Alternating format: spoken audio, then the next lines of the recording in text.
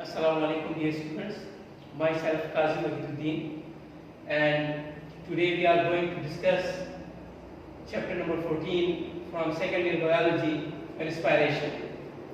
Well, बेटा respiration वो process है जिसमें muscular activity involved है. Respiration is a physical process. During this process, muscles related to the respiratory system, they are contract or they will relax. Respiration process commonly involves two main steps. One, inspiration, also called is inhalation, and second step is called is the expiration, or also called is exhalation. During inspiration, air is drawn into the lungs. Inspiration में जो muscles respiratory system के साथ associated हैं, ये muscles, for example, intercostal muscles, muscles of the ribs and diaphragm, these muscles will contract and the air is drawn into the lungs. During expiration, these muscles, diaphragm and intercostal muscles, they relax and exhalation occurs. एक और process है जो कि cellular level पे होता है, इसका ये सेलुलर रिस्पायरेशन. सेलुलर रिस्पायरेशन और रेस्पिरेशन ये दोनों डिफरेंट टर्मिनोलॉजीज हैं, लेकिन ये रिलेटेड जरूर हैं, क्योंकि रेस्पिरेशन जो कि सेलुलर लेवल पे होता है जिसमें ग्लूकोज की ऑक्सीडेशन होती है और coenzymes, for example NAD or FAD, coenzymes for example NAD and FAD ये रिड्यूस हो जाते हैं. इसी रिडक्शन से जब बाद में सेलुलर रिस्पायरेशन के इलेक्ट्रॉन ट्रांसपोर्ट चेन में यही रिड्यूस्ड NADH और FADH दोबारा ऑक्सीडाइज होंगे तो इससे ATPs प्रोड्यूस होते हैं. एक ग्लूकोज की कंप्लीट ऑक्सीडेशन से 36 या 38 ATPs प्रोड्यूस होते हैं. अब ये प्रोसेस रिलेटेड किस तरह है? Cellular respiration that occurs at cellular basis, that occurs inside the cytoplasm and inside the mitochondria of the cell requires oxygen. Cellular respiration requires oxygen, and this oxygen is provided by expiration, means inhalation. When we inhale air, we inhale atmospheric air into the lungs, and this provides enough oxygen for the cellular respiration. इसी process में जब glucose की oxidation होती है तो second step link reaction ये cellular respiration का दूसरा स्टेप है. इसके अलावा जो क्रिप्स साइकिल है, also called as citric acid cycle, इन दोनों स्टेप्स में कार्बन डाइऑक्साइड की प्रोडक्शन होती है. यही कार्बन डाइऑक्साइड सेल्स से, यही कार्बन डाइऑक्साइड बॉडी सेल्स से जहां पे सेलुलर रेस्पिरेशन होता है ब्लड में आएगा, और फिर ये कार्बन डाइऑक्साइड ब्लड से लंग्स के ईयर सैक्स जिनको एल्वेलाई कहते हैं वहां चला जाता है, और वहीं से एक्सपिरेशन प्रोसेस या एक्सहेलेशन के प्रोसेस बॉडी से इसकी रिमूवल होती है.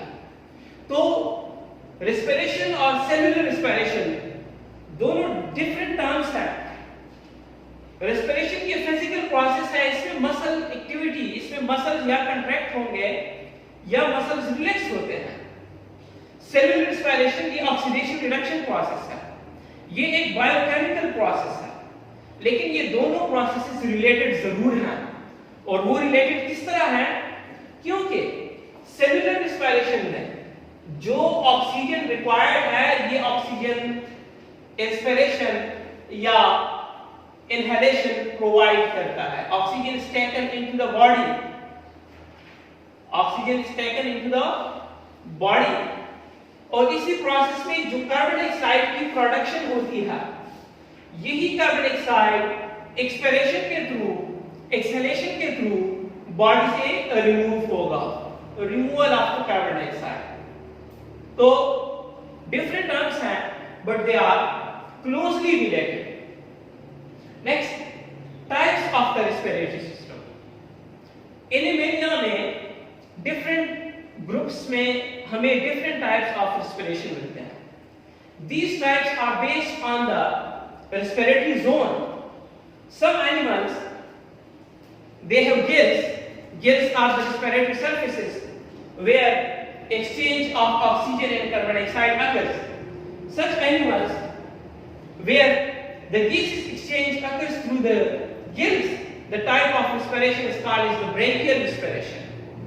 In some other animals, including human beings and other mammals, amphibians, these animals have lungs as the primary respiratory organs. Lungs have small air sacs called as alveoli, where the exchange of oxygen and carbon dioxide occurs. Such type of respiration is called as pulmonary respiration. Some invertebrates, for example, earthworms and vertebrates including frogs, they have moist skin. They have slimy skin where the gaseous exchange occurs, and when the respiratory surface is skin, the type of respiration is called as cutaneous respiration.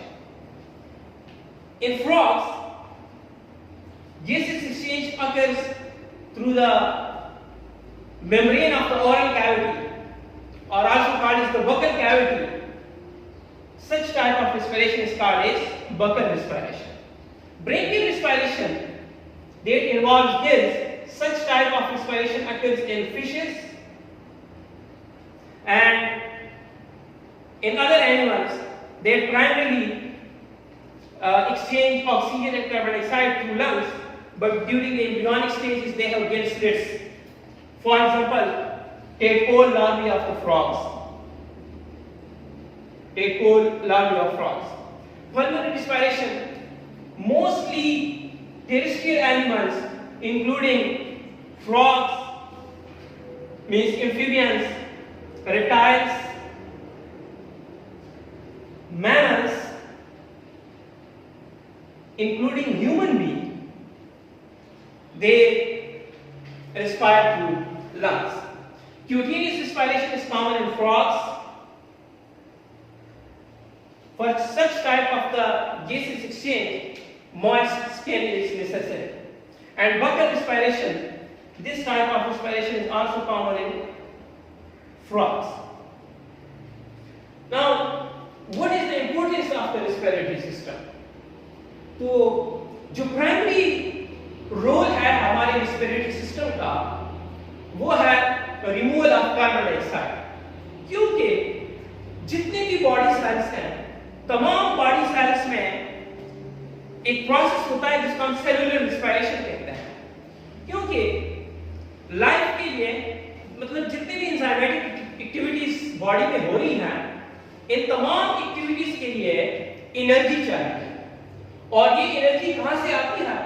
ये glucose की breakdown से आती है, और इस process में oxygen consume होगा और कार्बन डाइऑक्साइड प्रोड्यूस होगा।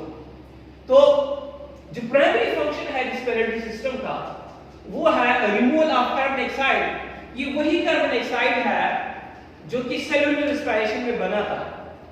बॉडी के तमाम सेल्स में जहां पे भी ये प्रोसेस हो रहा है, ब्लड वेसल्स इस कार्बन डाइऑक्साइड को कलेक्ट करेंगे, फिर ब्लड में इस कार्बन डाइऑक्साइड की ट्रांसपोर्ट होती है, और लंग्स इसी कार्बन डाइऑक्साइड को बाहर एटमॉस्फेरिक एयर में रिमूव करवाता है। ये ट्रांसपोर्ट किस फॉर्म में होती है, इंशाल्लाह इसको आगे डिस्कस करेंगे। The second important role of the respiratory system is the intake of oxygen. Cellular respiration की जो आखिरी स्टेप होती है, इलेक्ट्रॉन ट्रांसपोर्ट चेन कहलाती है। इस प्रोसेस में इलेक्ट्रॉन ट्रांसपोर्ट चेन में जो कोएंजाइम्स हमने डिस्कस किए, NAD और FAD, NAD जब रिड्यूस हो जाता है तो ये NADH में कन्वर्ट हो जाता है, और FAD रिड्यूस होके FADH में कन्वर्ट हो जाता है। यही NADH और FADH electron transport transport chain में दोबारा ऑक्सीडाइज हो जाते हैं और इस प्रोसेस में ऑक्सीजन कंज्यूम होता है। ये ऑक्सीजन रेस्पिरेटरी सिस्टम प्रोवाइड करता है। The third important function of the respiratory system is the blood pH regulation. Blood pH regulation is important क्योंकि जितने भी एंजाइम्स हैं, enzymes are temperature sensitive and enzymes are pH value sensitive. तो blood pressure की blood pH regulation ये जरूरी है। ये रेगुलेट किस तरह होता है? देखिए, हमने ये पढ़ा कि रेस्पिरेटरी सिस्टम कार्बन डाइऑक्साइड की रिमूवल करवाती है। अगर ये कार्बन डाइऑक्साइड रिमूव ना हो, इसकी बॉडी से रिमूवल ना हो, ब्लड में एक प्रोसेस होता है inside the blood, red blood cells. Carbon dioxide combines with water in the presence of an enzyme called as carbonic anhydrase। Carbonic anhydrase की मौजूदगी में कार्बन डाइऑक्साइड और वाटर आपस में रिएक्ट करते हैं और इससे कार्बोनिक एसिड बन जाता है। ये कार्बोनिक एसिड एक अनस्टेबल सब्सटेंस है और ये स्प्लिट होके bicarbonate ions and hydrogen ions बनाती है। अब देखिए, अगर कार्बन डाइऑक्साइड की रिमूवल ना हो और यही कार्बन डाइऑक्साइड बॉडी में अक्यूमुलेट होता रहे, तो this will result in high concentration of the hydrogen ions. और जब हाइड्रोजन आयंस की कंसंट्रेशन ज्यादा हो तो this will lead to the drop in the pH, और जब पीएच ड्रॉप होगा तो एसिडिटी इंक्रीज हो जाती है। पीएच वैल्यू अगर ड्रॉप होगी, एसिडिटी इंक्रीज होगी है। नाउ जितना ज्यादा कार्बन डाइऑक्साइड होगा उतना ही ज्यादा हाइड्रोजन आयंस होंगे, और जितने हाइड्रोजन आयंस होंगे पीएच वैल्यू कम होगी, एसिडिटी बढ़ेगी, और ये एसिडिटी में चेंज आना ये एंजाइम्स की फंक्शन को इफेक्ट कर सकती है। Fourth important function respiratory system का ब्लड प्रेशर रेगुलेशन है। ये फंक्शन डायरेक्ट फंक्शन नहीं है, ये इनडायरेक्ट फंक्शन है। किस तरह? क्योंकि हमारी रेस्पिरेटरी सिस्टम ये एक एंजाइम रिलीज करवाती है, एंजियोटेंसिनोजेन कन्वर्टिंग एंजाइम। ये एंजियोटेंसिनोजेन एक सब्सटेंस है, एंजियोटेंसिनोजेन ये इनएक्टिव फॉर्म है, एक एंजाइम है। लेकिन जब भी इनएक्टिव एंजाइम होते हैं उनको हम ज़ाइमोजेंस कहते हैं। ये सफिक्स GEN ये इनएक्टिव एंजाइम्स के साथ इस्तेमाल होता है। जिस तरह पेप्सिनोजेन इनएक्टिव फॉर्म है और पेप्सिन ये इसकी एक्टिव फॉर्म है। तो एंजियोटेंसिनोजेन को ACE ये एंजाइम इसको कन्वर्ट करता है एंजियोटेंसिन में, जो कि एक्टिव फॉर्म है, और यही एक्टिव फॉर्म ये फिर ब्लड प्रेशर को रेगुलेट करवाता है। Next, components of the respiratory system. Respiratory system can be divided on different basis. On the basis of their function, there are two major categories. One, conducting zone, and the second, respiratory zone. Conducting zone में वो तमाम parts आते हैं जिनके through air pass हो रही होती है, जो एटमॉस्फेरिक एयर हमने इनहेल की।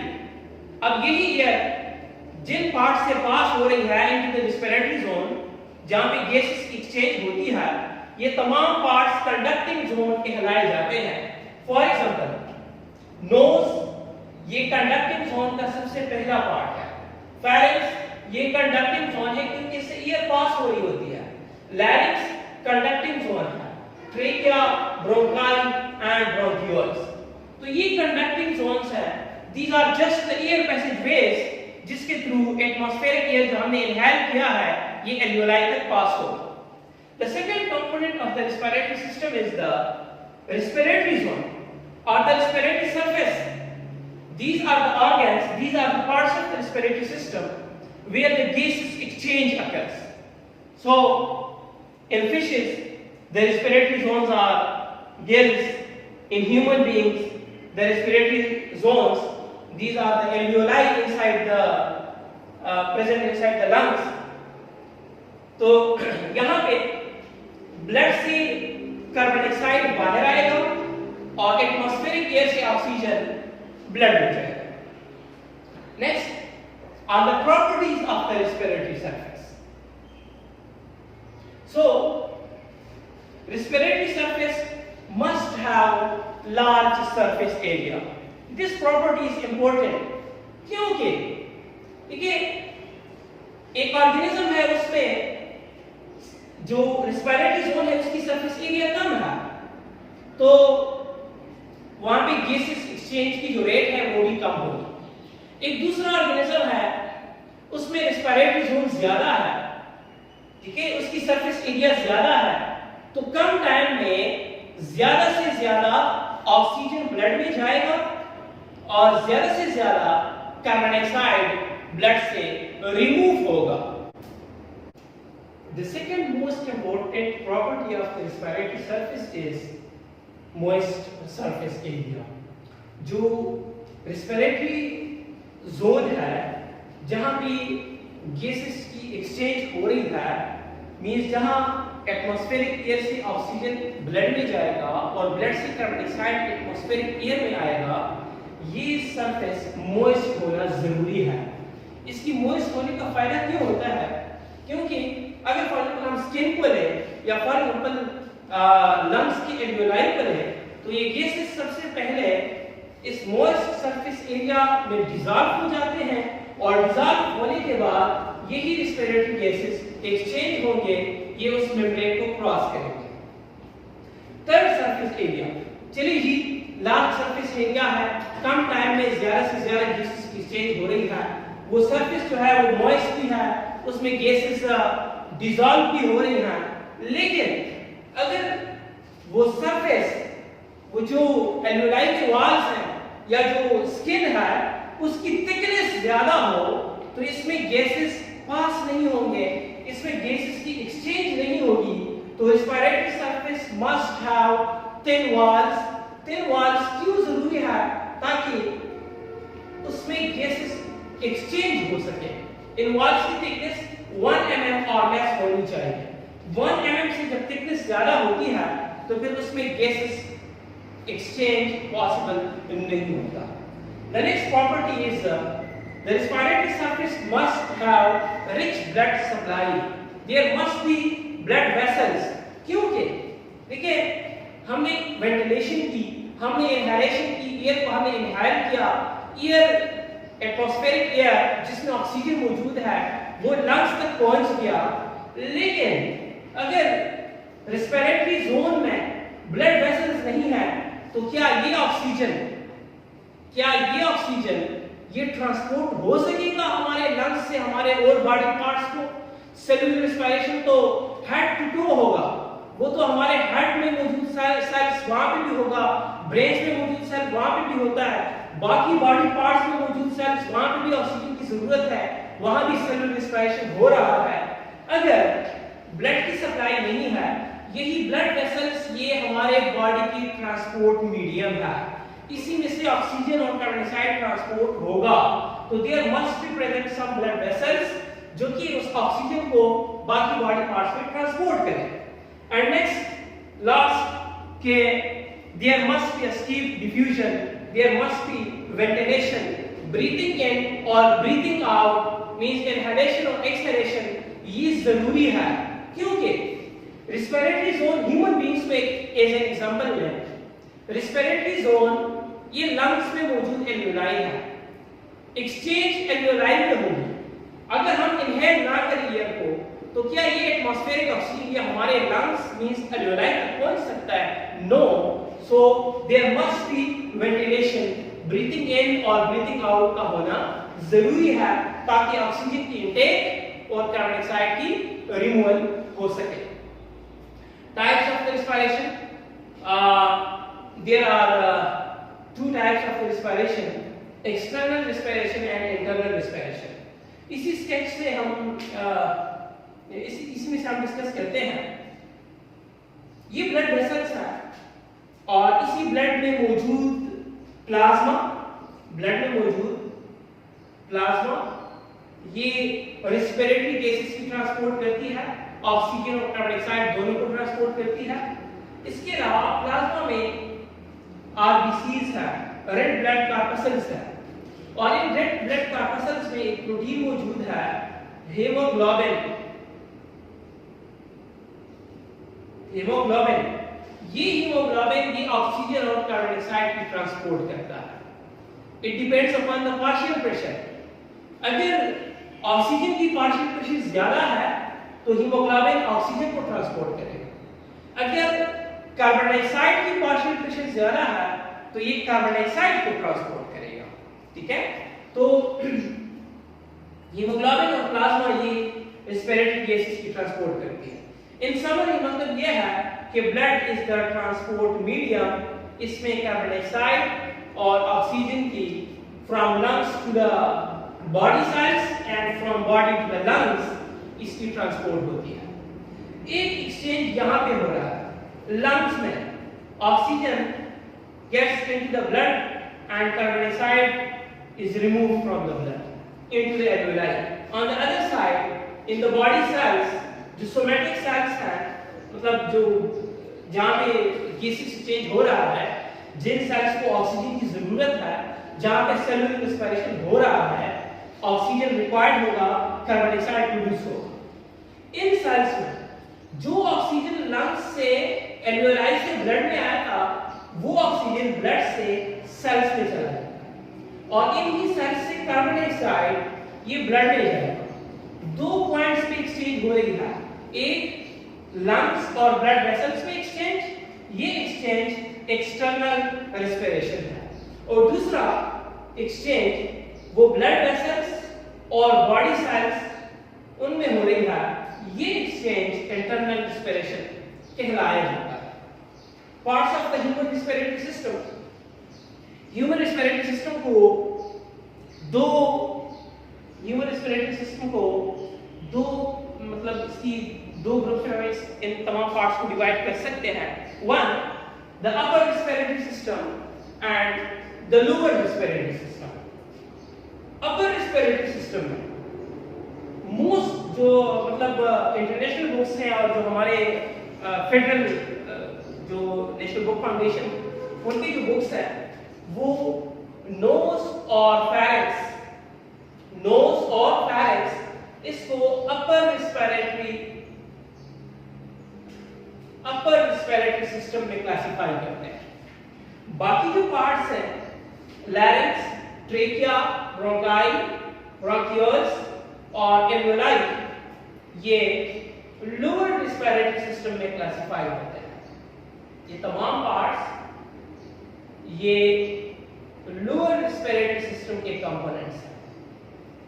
Knows and pharynx, these are the parts of the upper respiratory system.